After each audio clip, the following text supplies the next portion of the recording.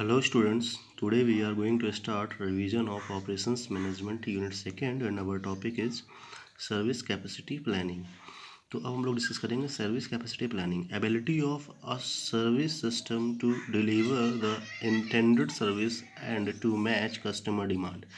Basically target क्या होता है, सर्विस जो भी सर्विस प्रोवाइडर होता है उसका टारगेट यही होता है कि हम कस्टमर की डिमांड को फुलफिल करें, जो भी कस्टमर की डिमांड है उससे रिलेटेड सर्विस ही उसको प्रोवाइड करें।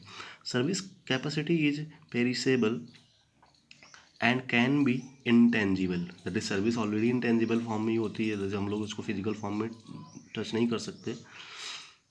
Service capacity can not be transferred from one customer to other, that is एक कस्टमर ने अगर कोई भी सर्विस ले रखी है तो उस सर्विस को वो कस्टमर किसी दूसरे कस्टमर को ट्रांसफ़र नहीं कर सकता है, दैट इज सर्विस प्रोवाइडर ही ट्रांसफ़र कर सकता है।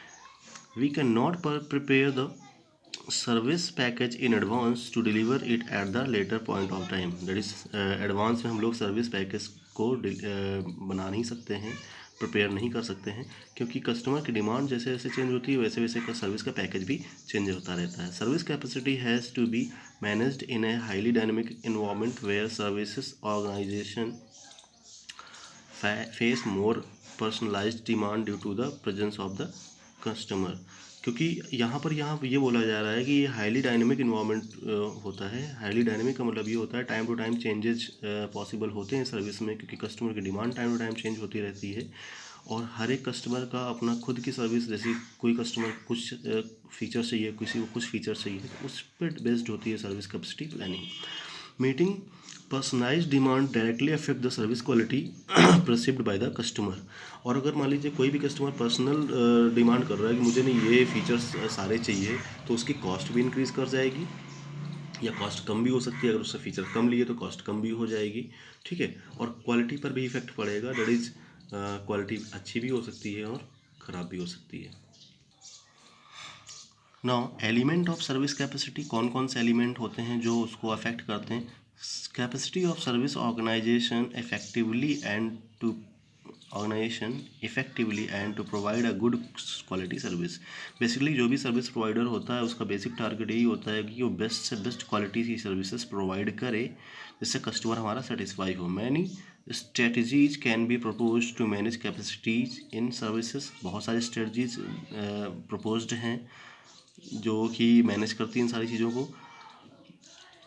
Altering human resource can be good capacity management strategy provided what kind of demand and organisation is targeting to meet, where demand is seasonal और साइक्लिक, दैट इज, क्योंकि demand हमारी क्या होती है, सीजनल भी हो सकती है। पर्टिकुलर सीजन में कभी कभी क्या होता है कि बहुत ज़्यादा डिमांड बढ़ जाती है सर्विसेज की, कभी कभी बहुत कम हो जाती है, तो डिपेंड करता है सीजन पे, ठीक है। तो उसी के अकॉर्डिंग हमारी सर्विसेज को चेंज करना रहता है, उसी के अकॉर्डिंग हमारी सर्विसेज को अल्टर करना होता है, जिससे कि हम लोग क्या कर सकें, कस्टमर की जो रिक्वायरमेंट है उसको हम लोग मीट कर पाएँ, जिससे कस्टमर को कोई प्रॉब्लम ना हो। दैट इज यहाँ पर सर्विस कैपेसिटी प्लानिंग के कई सारे एलिमेंट दिए गए हैं। दैट इज ह्यूमन रिसोर्स, सबसे पहला एलिमेंट, क्योंकि सर्विस में हम लोग ह्यूमन को भी प्रोवाइड करेंगे। इक्विपमेंट एंड टेक्नोलॉजी, किसकी हेल्प से हम लोग सर्विस प्रोवाइड कर रहे हैं। फैसिलिटीज़, कौन कौन सी फैसिलिटीज़ प्रोवाइड कर रहे हैं कस्टमर को। Flexibility in service in capacity expansion, that is अगर कस्टमर कोई चाहता है कि नहीं मुझे सर्विसेज में एक्सपेंशन चाहिए और फीचर चाहिए, तो वो भी होना चाहिए, वो भी फीचर अवेलेबल होना चाहिए कि हम एक्सटेंड कर सकें सर्विसेज को, हम उसकी वैलिडिटी को एक्सटेंड कर सकें, सारी फीचर्स होने चाहिए। कस्टमर एज को प्रोड्यूसर, क्योंकि बिना कस्टमर के हम कोई काम नहीं कर सकते हैं, तो कस्टमर को ही सर्विस फाइनली प्रोवाइड करना है, तो कस्टमर का बहुत बड़ा रोल होता है। कस्टमर क्या अपनी बात को सर्विस प्रोवाइडर को पूरी तरह से समझा पा रहा है कि वो किस टाइप की सर्विस चाहता है।